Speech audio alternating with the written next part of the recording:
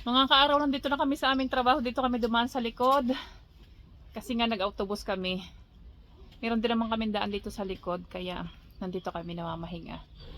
Medyo maliwanag pa kasi nga ay alas... Anong oras na?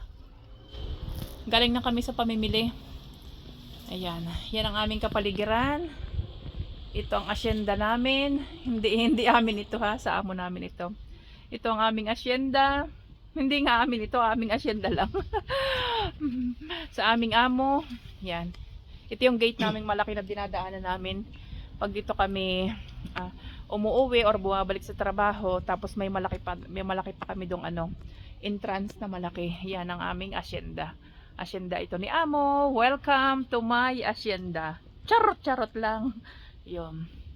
Napagod si Kabosing. Yan siya. Bakit ka napagod? Malaki naman ang tiyan mo.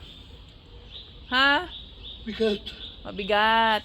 Yan ang aming isang gate sa likod. Marami kaming gate dito. Isa pa lang ito. Sarado mo yung pinto. Yan ang aming asyenda. Napakaganda. Yan. Welcome kayo dito mga kaaraw. I wish someday na nandito din kayo at tayo mag-iihaw-ihaw, mag-swimming. May swimming pool kami dito. Pero ito yan. Yan, nakikita nyo yung mga kaaraw. Yan.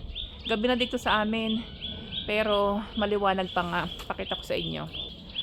Yan ang ating kapaligiran.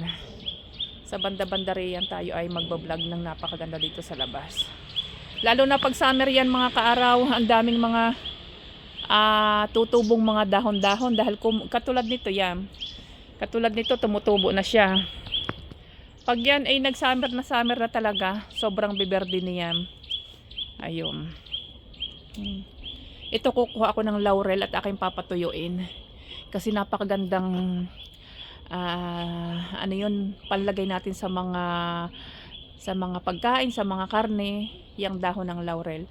Meron kaming tarim dito kaya sa isang araw or sa ibang buwan, magpipitas-pitas tayo at ating patutuyuin. Ayun, sa isang araw pupunta tayo sa swimming pool at doon tayo magtatampisaw. Tampisaw, charot. Yun. Anyway, mga kaaraw, dito lang kami sa aming asyenda, sa aming compound. Ay aking itatapusin ng aking vlog at magluluto pa kami, maghahanda pa kami ng mga upuan para bukas at dadalhin ko sa hardin. Dahil nga sinaamo sa hardin bukas, kakain ng tanghalian. Kaya madami tayo bukas gagawin. Sisingit-singit lang ang ating pagbablog. Isisingit-singit lang natin para makita nyo din ang aming ipapasilip po sa inyo yung kaunting oras. Yun.